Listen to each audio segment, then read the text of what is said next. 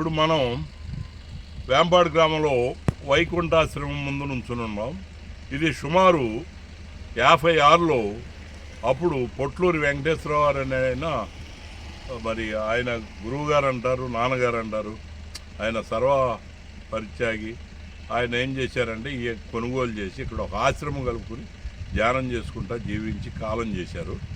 అయితే దీని మీద కొన్ని స్టోరీలు వస్తున్నాయి. అవి ఏంటంటే వాళ్ళకి వారసులకు సంబంధించి మరి ఆ ఏర్పాటు చేశారని, ఒక ముగ్గురు వాళ్ళు వాటాలుగా పంచుకుని వ్యవసాయం చేసుకుంటున్నారని చెప్పేసి, కాబట్టి అది కరెక్ట్ కాదనో ఇందుట్లో భక్తులు వాళ్ళు ఆరోపిస్తున్నారు.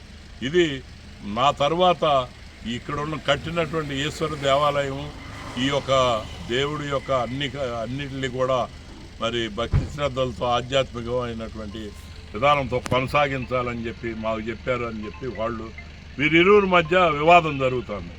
ఈ జరిగే టయాన్ని ఆసరాగా తీసుకుని వైసీపీ గవర్నమెంట్లో కొంతమంది వైసీపీకి చెందినటువంటి లేదంటే ఒక ప్రముఖులిద్దరు మరి వాళ్ళ వివరాలు తర్వాత చెప్తారు.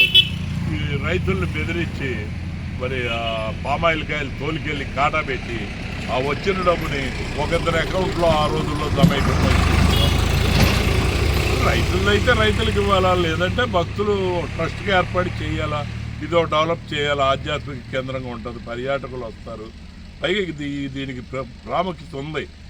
ఎక్కడో స్టేట్ నుంచి కూడా చాలా చోట్ల నుంచి ఈయన మీదటువంటి ఇదితో మరి ఈయన అందులో ఇక్కడే సమాధి చేశారు. అది కూడా ఒక మందిరంగా ఏర్పాటు చేశారు. దీని మీద ఏంటంటే నిజ నిర్ధారణ తేలాలంటే ఎండోమెంట్ అధికారులు దీంట్లో ఏం చేస్తున్నారంటే ఎటువాటు ఉంటే అటు చేస్తున్నారు. కూసేపు రైతుల పక్క చేస్తున్నారు, కూసేపు వైకుంఠాశ్రమం అంటారు. అంటే దీంట్లో వాళ్ళు ఆశించేది ఏంటో మీరు గమనించుకోవచ్చు.